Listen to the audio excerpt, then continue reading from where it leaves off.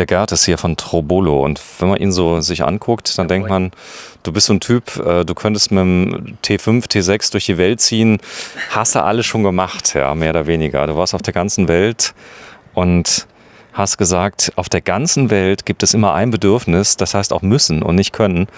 Man muss aufs Klo. Ganz genau, man muss aufs Klo, egal ob hier, egal ob anderswo. Und genau, in der Mission bin ich heute hier im schönen Saarland beim lieben Sven.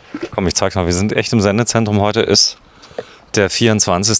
Und ja, Medien Saarland, wir arbeiten ja so ein bisschen für German Television zu und produzieren heute mal hier in Saarbrücken einen tollen Beitrag über Trobolo. Ihr habt euch auf die Fahne geschrieben, die wahrscheinlich billigsten Toiletten, Trenntoiletten der Welt zu bauen, die auch gut funktionieren.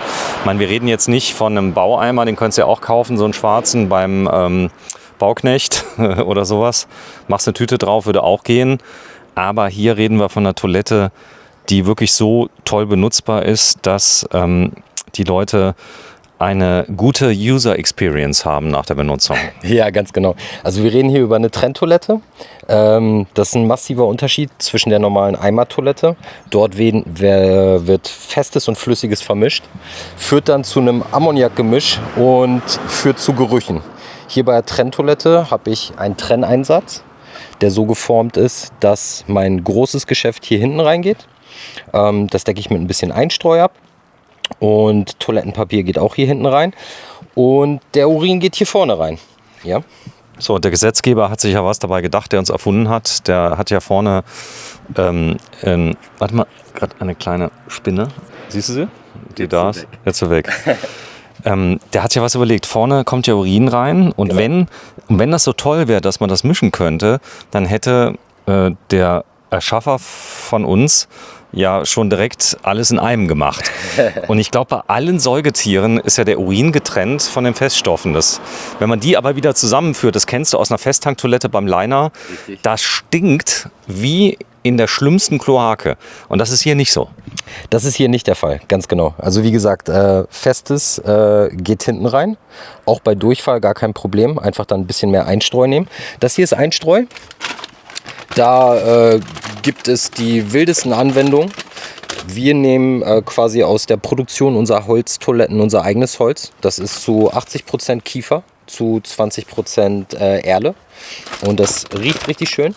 Da gebe ich eine Handvoll, quasi eine gute Handvoll, 250 Milligramm hier einfach in die Toilette rein, nach meinem großen Geschäft. Da kommt Toilettenpapier rein, ganz normales Toilettenpapier. Also auch nochmal großer Unterschied zu den Chemietoiletten. Ich brauche kein spezielles Toilettenpapier.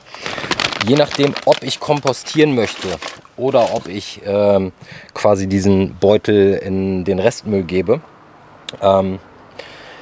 entstehen dann verschiedene Szenarien. Das heißt, entweder arbeite ich mit einem kompostierbaren Inlay, hier haben wir jetzt ein Kunststoff-Inlay, und überlege mir das auf meinem eigenen Komposter daheim zu kompostieren. Oder ich kann quasi einfach ganz normal wie Hundekotbeutel auch diesen Beutel in den Restmüll geben. Also man darf in Deutschland und ich glaube in allen anderen Ländern auch, darf man Hundekot in den Beutel machen. Und Hunde dürfen übrigens auch in den Wald kacken. Das ist, ich glaube, die Menschen dürfen es nicht. Und die Entsorgung im Wald ausdrücklich. Klar, wenn ich jetzt vielleicht in Norwegen bin der Einzige, hole mir einen Klappspaten, mache das 3 Meter tief, da ist das meine Sache. Aber ihr sagt, bitte natürlich so entsorgen, dass es passt. Ihr habt eine Anleitung geschrieben, ich zeige es dir mal gerade, da ist so ein kleiner Aufkleber, der ist unter dem Beutel drunter. Wenn du den mal gerade runternimmst, den Deckel mal schließt, das ist lieb von dir, den drauflegst und ich filme den mal ab. Denn das verstehen auch Japaner im Zweifel. Ganz genau. Ja, also eine Trenntoilette nutzt man auf jeden Fall im Sitzen. Ne? Männlein sowie Weiblein, als auch alles dazwischen. Ich schmeiße jetzt nicht sowas wie Tampons hier rein. Das gehört dann gesondert entsorgt. Und habe halt quasi die Möglichkeit, auch meinen Urin im Verhältnis 1:8, 1:10 zu mischen mit Wasser und den als Pflanzendünger zu nutzen. Wenn ich kompostieren möchte, bitte darauf achten, Komposter, also den heimischen Komposter zu nutzen und ganz wichtig, einen geschlossenen. Denn wenn es regnet auf dem Komposter und da sind Feststoffe drin, dann ist das nicht so schön, wenn es in die Erde versickert. Deswegen immer einen geschlossenen nutzen. Wenn du einen ganz normalen Komposter nutzt, dann ist sowas in 24 Monaten in der Regel komplett wegkompostiert. Wir verkaufen aber auch einen Thermokomposter bei uns im Shop. Da geht das aufgrund verschiedener Temperaturverhältnisse dann ein bisschen schneller und das ist dann meist so in 18 Monaten schon wegkompostiert. Aber gerade jetzt für die mobilen Modelle ist eigentlich die beliebteste Variante, mit dem Restmüll zu arbeiten. Meine Frage, der schwarze Beutel, der ist geruchsdicht, wenn ich ihn richtig zumache. Ja, absolut. Da kommt Einstreu rein, das zieht quasi die Feuchtigkeit aus den Feststoffen raus und so habe ich einen relativ erdigen Geruch, der nicht mehr wirklich mit Fezes zu tun hat. Ich muss das unbedingt mal ausprobieren, ich habe es noch nie gemacht. Mach's doch heute mal. Ja, ich werde das tun. Ich werde meiner Frau sagen, du, ich gehe nie wieder aufs normale Klo. Ich benutze es. Vielleicht mal gerade öffnen. Ihr habt euch viel gedacht bei 249 Euro oder beziehungsweise respektive 199. Ja. Bei 249 ist dieser tolle Kombihalter dabei, da gehen wir gleich drauf ein. Viel wichtiger ist, bitte mal öffnen. Denn Vielleicht mal die Sitzhöhen zeigen. die Sitzhöhen zeigen, denn ihr habt euch was dabei gedacht, das ist jetzt die optimale Sitzhöhe für kleine Kinder, die zum Beispiel 2-3 Jahre alt sind. Genau, das sind 31 cm Höhe, kann ich natürlich auch nutzen als Erwachsener. Ja, also funktioniert auf jeden Fall noch. Wir sind aber losgegangen und haben gesagt, okay, wir wollen diese Kompaktheit erhalten bleiben. Ja, ich kann das auch nochmal zeigen. Die Toilette passt wunderbar mit den Abmaßen. Bitte, zeig mal gerade, wo wir gerade dabei sind. Möglichen Staufächer. Also ich brauche nur ein kleines Fach und dann passt das schon. Die passt so nicht in eine Eurobox rein, oder? Oder in eine hohen? Ob die Toilette in eine Eurobox passt? Habe ich noch nie probiert. Ich meine, ich stelle blöde Fragen, oder? Nein, die Toilette passt so nicht in eine Eurobox, aber wir haben eine Toilette in einer Eurobox. Das stelle ich später nochmal vor. Sagen wir gleich. Aber wie gesagt, also die ist derart kompakt, dass sie in den VW T5, VW T6, T6.1 überall in die Staufächer reinpasst, ohne Probleme. Übrigens auch in den Ford Nugget, Mercedes Marco Polo. Also überall, wo ich in diesen Mini-Campern ein Staufach finde, kriege ich das Produkt auch rein. Ja, großes Vorbild ist ja die Nicht-Trenntoilette Porta Potty, so, die mit Chemie funktioniert. Überhaupt funktionieren ja die allermeisten Campingtoiletten mit Chemie. Richtig. Und man kann sie auch austauschen, dazu kommen wir später mal. Nimm sie mal raus und jetzt sieht man sehr schön, man kann jetzt die Sitzhöhe verändern. Das ist, glaube ich, das Wichtigste für alle Leute, die ein bisschen größer sind und ein bisschen was am Knie haben. Denn drunter ist nämlich eine Sitzerhöhung integriert. Ich drehe das hier einmal. Wie geil. Ich drehe das hier auf dieser Schale auf. Wer kam denn auf die Idee? Weil das ist ja genial. Wir haben in der Tat unseren Gründer Friedrich, der Chef der Produktentwicklung ist. Und der hat sich richtig viel Zeit genommen. Wir kommen eigentlich hier eher aus dem Holzbereich. Ja, mit solchen Toiletten. Und für unser erstes Kunststoffprodukt haben wir uns wirklich viel Zeit genommen, uns richtig viel Feedback von Campern eingeholt. Und genau, einfach mit dem Ziel, das beste Produkt zu entwickeln. Für den besten Preis, weil ich habe immer gesehen bei Trenntoiletten immer wieder Kommentare drunter, wenn so eine 600 Euro kostet. Naja, ist ein bisschen Kunststoff. Das akzeptieren die Leute nicht so, weil sie natürlich auch viele Massenprodukte kennen aus Kunststoff. Ein Wäschekorb, der kostet dann 4 Euro. Und das ist alles nicht so easy. Wenn du dich mal draufsetzt, getestet ist das, glaube ich, 150 Kilo. Du wiegst jetzt, denk mal, um die 80, 90, sowas. Ja, ich glaube, nach dem Essen gestern Abend 85. 85 und da sieht man sehr schön, das ist belastbar. Bitte mal gerade eine dynamische Last ausüben, wenn du mal ein bisschen wackelst. Also das ist stabil. Das ist stabil, von vorn bis hinten, ganz genau. Weil ich stelle mir gerade so vor, alles kippt um. Du kennst das ja, der Kot landet im Gesicht. Kenn ich. Nee, kennst du nicht, aber. Nur ein ganz normaler Sonntagmorgen, ne? Genau, das ist auf jeden Fall stabil, wo du gerade sagst, ausschwappende Flüssigkeiten. Das klingt wie... Also wir machen das Ding mal auf. Ich kann, by the way, den Trenneinsatz, wenn ich die Toilette leere. Ist übrigens ein ganz toller Name für eine Boygroup, so ausschwappende Flüssigkeit. Das bedeutet, hier vorne ist ja Urin drin. Genau, da vorne ist Urin drin. Ja. Das hier ist quasi der Trenneinsatz, der Teil, der mit unserem menschlichen Gesäß in Berührung kommt und eben auch am relevantesten ist, was die Hygiene angeht. Den kann ich ganz easy quasi, wenn ich mich um die Eimer kümmern, hier in den Deckel einklicken. Ja? Und dann habe ich hier einen Flüssigkeitsbehälter, 4,6 Liter. Und der ist geschützt durch unser am Markt einzigartiges Trobolo Safe Shell System. Ja? Bitte was? Trobolo Safe Shell System. Ja? Okay. Und das ist quasi solch eine rote Membran, die Flüssigkeiten reinlässt, aber nicht mehr rauslässt. Also sowohl Flüssigkeiten als auch Gerüche. Dann habe ich hier oben hier so 2 kleine Löcher, denn wenn da Flüssigkeit reingeht, möchte da auch Luft gerne wieder rausgehen. Das ist quasi ein Entlüftungsventil. Und so habe ich quasi mit dem Geruch des Urinkanisters gar nichts am Hut. Denn Leute wundern sich, bei einer Trenntoilette sind es weniger die Feststoffe. Da habe ich den Geruch relativ gut im Griff. Wenn ich mit Einstreu arbeite oder wenn ich mit einem elektrischen Abluftsystem arbeite. Aber so ein Uringeruch nach 2, 3 Tagen im Van, nicht gut belüftet, kann dir schon mal so den eigenen... Das ist beziehungsgefährdend, sage ich immer. Ja, wenn die Frau dann drauf will, die noch ein bisschen Restanstand hat beim Camping, ja. Also die dann sagt, bitte geh doch mal raus, ich muss mal kacken, die aber dann die Toilette öffnet und dann kommt der süße Duft entgegen und da habt ihr euch was entwickelt, Genau. Nämlich einen speziellen Membraneinlauf, der aber ohne Batterie funktioniert. Genau. Ich kann es hier gerne auch noch mal öffnen. So sieht das Ding hier aus. Das ist auf jeden Fall auch leicht angefettet, sollte also nicht mit Spülmittel gereinigt werden, ne, sondern ganz normal mit Wasser. Wenn man das nochmal neu ein bisschen einfetten möchte, kann man da mit Silikonspray arbeiten. Habe aber auch schon von Kunden gehört, dass das super mit Olivenöl funktioniert. Ja, und das macht sich quasi den Kapillareffekt zunutze. Das heißt, da kommt Flüssigkeit rein, aber Nicht mehr raus. nicht raus.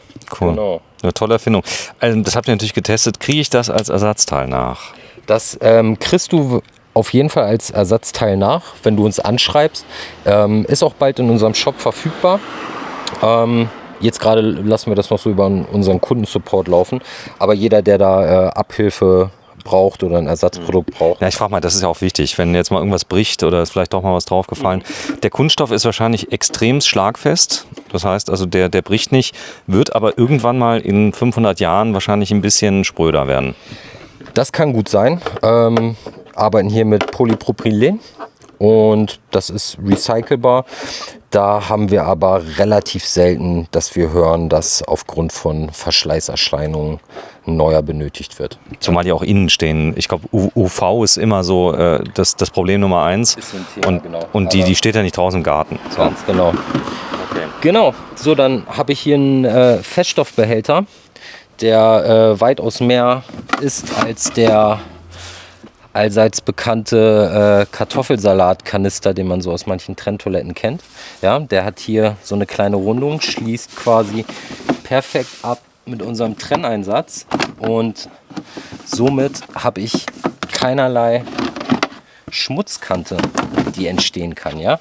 Also bei den einen oder anderen Trenntoiletten habe ich hier quasi noch einen runtergezogenen Trenneinsatz und das ist natürlich der Bereich, der besonders anfällig auch für Verschmutzung ist. Aber hier siehst du, geht alles. Wenn du mal gerade die Tüte noch mal richtig drüber machst, sonst habe ich gleich wieder Kommentare, die sagen, Mensch, die Tüte hält ja nicht. Nee, auch das hast du, die war jetzt nicht richtig drüber und jetzt ist gut. So, und jetzt mal drauf und dann funktioniert das. Also ihr selber habt ihr den riesen Vorteil, ihr kommt ja vom Fach, ihr müsst auch mal aufs Klo. Das heißt, ihr ist nicht nur Bananen, die ihr da reinlasst, zermanscht und guckt, ob da irgendwas passiert, sondern ihr benutzt die wirklich schon hardcore, oder? Ja, ganz genau. Also bei mir zu Hause ist es so, neben meiner Wassertoilette steht dann die Toilette meist oder ein neues Modell, wenn wir es auf den Markt bringen und geht dann schon auch mal in einen Feldversuch, ja. So, sehr schön. So, dann hast du dir überlegt, Feuchttücher, denn du darfst ja hier bei dem Modell, gerade wenn du es in den Abfall schmeißt, ja auch ein Feuchttuch benutzen. Das wird hier nicht verstopfen. Ist natürlich ökologisch nicht sinnvoll, aber mein Gott, Leute machen's. Wenn du mal gerade mal zeigst, wie das funktioniert, dieses Teil da oben drauf. Genau, also wir haben hier einen Toilettenpapier- und Inlay-Spender. Ich habe den gerade schon mal bestückt. Im Lieferumfang der Toilette ist so ein Packen Toilettenpapier dabei. Sind es normale Tücher, die ich auch irgendwo anders kriege? Also Genau, im du musst DM-Markt? einfach nur darauf achten, dass es quasi quadratische, gefaltete Tücher sind. Ja. Und ich kann das hier mal kurz zeigen. Die gibt es nicht nur bei euch, sondern die kriege ich auch woanders. Absolut. So sehen Genau. die aus. Ne, den teile ich so ein bisschen. Hier habe ich jetzt mal unsere Kompostierpaaren-Inlays aus. Also nochmal zur Erklärung, es gibt schwarze Tüten, die Genau. sind hier und die sind nicht kompostierbar. Das heißt, also die müssen dann in den Restmüll und die könnte ich theoretisch verbuddeln.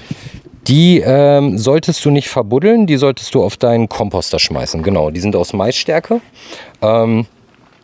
Die halten, wenn du sie trocken lagerst, kannst du die ein Jahr lang irgendwo rumliegen lassen. Wenn du sie benutzt, solltest du sie nach 7 Tagen auf jeden Fall wechseln. Achso, die gehen auch mal kaputt, wenn du sie benutzt. Oder? Genau, die kommen in Berührung mit den Ausscheidungen und nach 7 Tagen fangen die so langsam an, sich aufzulösen. Nach 12 Wochen sind sie komplett wegkompostiert. Echt? Genau. Wie krass. Man sollte so ein bisschen aufpassen, dass man kompostierbare Inlays nicht in den Restmüll gibt. Also ich sollte mich schon entscheiden. Geil. Dann habe ich in der Tonne unter Umständen, wenn die eine Woche steht, die nicht abgeholt wird, Genau. habe ich die komplette Scheiße in der Tonne. Ja, ganz genau. Wie geil. Und ja, hier siehst du quasi unseren Toiletten- und Inlay-Spender in Aktion. Sag mal, wenn ich jetzt unterwegs bin und ich habe jetzt nicht gerade bei euch im Webshop die Möglichkeit, in Portugal nachzubestellen, passen da auch normale Tüten rein? Also die ich zum Beispiel kaufen kann beim Lidl oder Aldi? Absolut, also du kannst definitiv auch mit anderen Kunststofftüten gehen. Solltest halt ein bisschen drauf achten, Das passt einigermaßen. dass es passt einigermaßen, aber na klar, da bist du... Also ich bin nicht angewiesen, dass ich die unbedingt bei euch bestellen will, wenn einer sagt, hier komm, ich gönne dir zwar, dass du mir die Toilette verkaufst, aber in eurem Shop nachbestellen will ich nicht, weil so viel Geld habt ihr schon durch die Toilette verdient. Und es ist auch nicht das Öl und die Toilette. Du hast ja oft irgendwelche Wasserfilter und dann, ich sag mal, wenn die verkauft, da kostet der Filter 180 €, der in China vielleicht 6 € im Einkauf kostet. Also das ist nicht euer Bestreben. Unser Geschäftsmodell sind Nicht Tücher verkaufen. basiert nicht auf Toilettenpapier und Inlays, genau. Ich wollte es ja nur. Und dann, was machst du damit? Genau, und diesen Toilettenpapierspender kann ich relativ bequem, beispielsweise hier oder auf der anderen Seite, einhängen und kann dann mich hier wunderbar bedienen, wenn ich mein Geschäft vollrichte. So, wenn du mich mal anguckst, dabei ein kleines bisschen lächelst, als ob der Spaß machen würde. Sehr schön. Das könnte ein Startbild werden. Der Preis ist ja ganz wichtig. Ich meine, die Leute werden immer preissensitiver jetzt, wo ja, die Inflation steigt, das Gehalt, dann hast du nicht gesehen, habe ich jetzt gesehen, der Mindestlohn soll auf 14 € hoch. Bin ich mal gespannt, wer das alles bezahlen soll. Aber 249 €, die brennt wie Bolle bei euch im Shop, oder? Die Toilette. Ja, absolut. Wir verkaufen eine Menge von den Produkten über unseren eigenen Shop, aber auch im Einzelhandel. Erhältlich bei den üblichen Verdächtigen, Camping Wagner, Fritz Berger, ganz genau. Und das europaweit. Ist auch toll natürlich auf dem Boot, kann ich mir vorstellen. Also Genau, also seid ihr da schon? Ja, wir haben viele Kunden vom Booten. Gerade das Thema Ausschwabschutz durch unser Safe Shell System macht das Produkt relativ attraktiv für die Boot-Community und bekommen wir viele Anfragen, definitiv. Sag mal, eine Boothalterung bräuchte ich ja nicht. Ich könnte ja theoretisch das Unterteil festschrauben auf eine Halterung. Das kannst du machen. Also ich habe die wildesten Sachen bereits gesehen. Hier gehst du natürlich durch Kunststoff durch. Hier musst du durch Holz durch. Übrigens, da kommen wir gleich zu. Ihr habt uns übrigens auch auf den Plan gerufen, eine der günstigsten Holztoiletten am Markt zu etablieren. Das ist handwerkliche, tolle Arbeit, geölt. Kommen wir gleich zu, gibt es ein eigenes Video zu. Die kostet knapp über 600, oder? Genau, also unsere günstigste Holztoilette, die habe ich heute nicht dabei, ist ein Bausatz. Das ist das Trobolo Terrablüm. Das geht ab 399 € los. Habe ich die Möglichkeit, entweder mit einem Kunststoffsitz zu gehen oder auch mit einem Holzsitz zu gehen. Das heißt Holztoiletten 399 €. Ich habe das Modell nochmal als TerraGo. Das heißt, du hast quasi den ganzen Innenbau und das Oberteil des Wandergos, hast dann aber einen Holzkorpus. Das geht's auch. Das gibt's auch. Genau. Das ist dann schon direkt so hoch, oder? In der Höhe. Nein, also die TerraGo, das heißt die Wandergo mit Holzkorpus, sprechen wir über 299 €. Ist ja auch kein Geld. Wenn du guckst, also wenn du von der Optik ein bisschen was, ja, die Leute werden jetzt wieder sagen, ja, 300 €, wo ich mir doch einen Eimer, ist ja jedem frei. Also er kann sich einen Eimer holen, kann sich vorne, jetzt fängt es ja an schon damit, dass die Männer ja weniger Probleme haben. Ich stelle mich gegen einen Baum, kostet 5 oder 10 € oder ein bisschen mehr, wenn ich erwischt werde, aber ich kann von überall immer aufs Klo. Die Frauen, die können nicht mal eben so einen Eimer holen, da reintreffen. Das weiß ich aus erster Hand. Und klappt das denn gut mit dem Urin hier vorne rein? Ist das treffsicher? Habt ihr es probiert? Das ist treffsicher. Wir haben das mit Frauen aller Herren Länder getestet und das besteht den Test auf jeden Fall. Was ist mit der Länge des Gemachs? Wenn der Penis jetzt sehr lang ist, kann der den Boden berühren hier? Also es kann sein, dass je nachdem, wie man bestückt ist, man hier ein bisschen Kontakt hat. Das kann vorkommen, ja. Ist das bei euch schon vorgekommen? Also ich will jetzt keine Details, aber... Ja, insbesondere bei mir kommt das ständig vor. Der war gut. Aber nee, ist es so, auch das habt ihr ausprobiert? Das heißt, für einen also normal bestückten Mann, der kommt da nicht dran. Der muss schon ein bisschen länger sein. Ja, also man geht hier schon einen Kompromiss aus Kompaktheit ein und quasi dem eigenen Gemächt. Kann schon sein, dass du hier so ein bisschen Auflage hast, aber prinzipiell Klappt das. Sehr schön. Also wenn das so wäre, hättet ihr wahrscheinlich viel Feedback. Denn das Coole ist ja, seid ihr unterwegs auf Kanälen, die sind bidirektional. Ihr kriegt Feedback von Kunden. Was ist so ein Feedback, was euch dazu zum Beispiel geführt hat, dass ihr was verändert habt? Ein Feedback war beispielsweise gerade bei den Holztoiletten die Oberflächenbehandlung. Ich guck mal hier, das ist so eine, gell? Ganz genau. Wir haben die früher komplett immer direkt vorgeölt verkauft. Thema ist aber, bestes Beispiel, die Gartenlaube. Ja? Da habe ich ein paar Gärtner, die haben dann so ein Modell in ihrer Gartenlaube stehen. Die ist dann zu, die ist nicht belüftet. Dann gehen die 4 Monate quasi nicht in ihre Gartenlaube rein. Und dann kann mitunter so ein Produkt schon mal anfangen zu schimmeln. Ja? Das heißt, wir verkaufen die mittlerweile auch unbehandelt.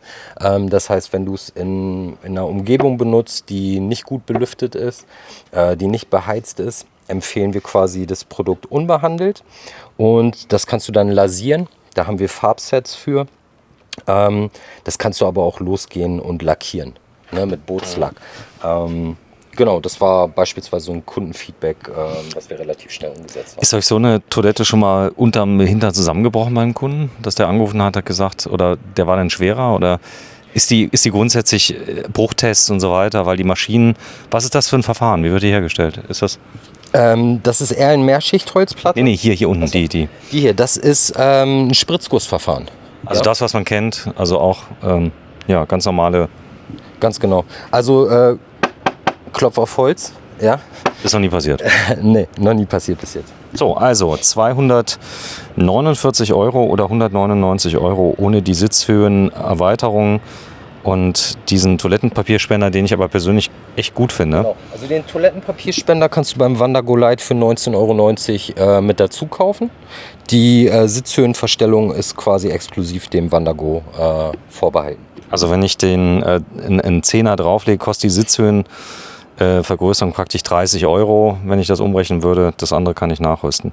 Ja, vielen Dank, dass du hergekommen bist. Wir werden noch eine ganz tolle Geschichte, du kannst es selber nicht erklären, aber ihr verkauft tatsächlich Unmengen von dieser jetzt schwarze Aale auf schwarzem Grund. Wenn du sie mal gerade ein bisschen nach links machst, die Toilette. Nee, links auf den Karton. Auf den linken Karton, genau. Die ist schon so dermaßen weit rüber gewandert, die Sonne. Weil schwarze Toiletten zu filmen ist nicht ganz einfach. Und das sieht man hier, das ist eine Eurobox-Toilette. Und da werden wir gleich das nächste Video drüber machen. Preis von der, was kostet die? Die geht für 139 €. Echt? Ja. Boah, ist ja Kampfpreis. Also das ist ja, oder? Das ist Kampfpreis und meines Kenntnisstandes nach auch die derzeit günstigste Trendtoilette, die man am Markt finden kann. Gut, es geht ja immer günstiger, aber ich habe jetzt selbst Alibaba, habe ich noch keine gesehen. Ich glaube, die Chinesen gucken sich das schon an. Riesen Campingmarkt in China, den es im Moment gibt. Und das hier ist auf jeden Fall designt von deutschen großen Männern. Wie groß bist du?